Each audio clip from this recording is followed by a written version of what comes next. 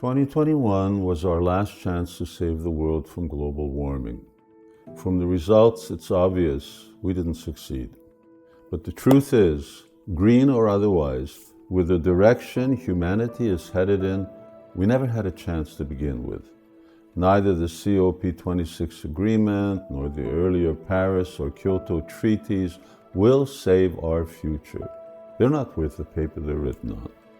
And I say that because the solution is not sticking to a temperature rise of no more than 1.5 degrees above pre-industrial levels, and then just going on with business as usual in a green way or in a carbon-free way.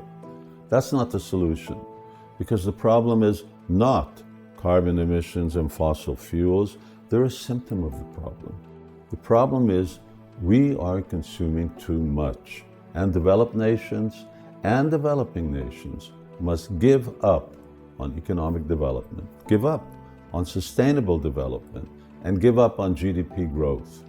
Humanity must come to terms with the fact that because we're consuming far beyond our Earth's resources, we need to cut back on how we live and cut back on how much we consume. And wind turbines, solar panels, heat pumps, and other green gadgets are not the solution because they don't address the problem. To say they do is misleading. It's a lie. The solution is that you, I, and the rest of the world have to give up on ever higher standards of living and cut back on what we eat, cut back on consumer items we buy, cut back on the water we use, cut back on our flair for fashion, cut back on buying cars, cut back on our holiday travel, cut back on social media, cut back on the energy we use, cut back on the waste we produce. Just cut back, cut back, cut back. It's our moral responsibility. It's our hope for survival. We need to live by what we need. And what we need is about 25% of what developed countries currently consume. Now, you may say, that's not possible. But if you don't do it, you'll be forced to, because that is the environmental reality. Currently, mankind consumes 4 times the Earth's resources, and that's just unsustainable. Whether you run your car on petrol, electricity, or hydrogen, our one world was created to provide us with the resources we need to live. And what we need is 25% of what we're taking.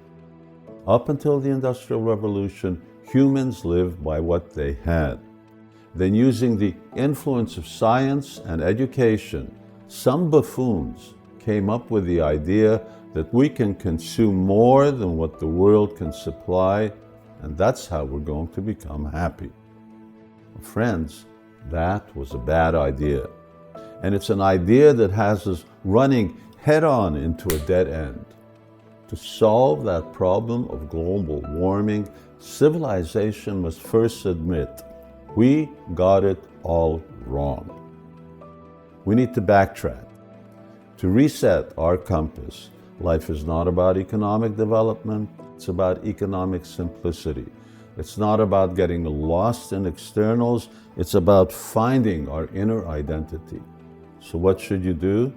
Start with admitting that you need to make a drastic change in the course of your life, and then make a commitment to cutting back on past destructive habits.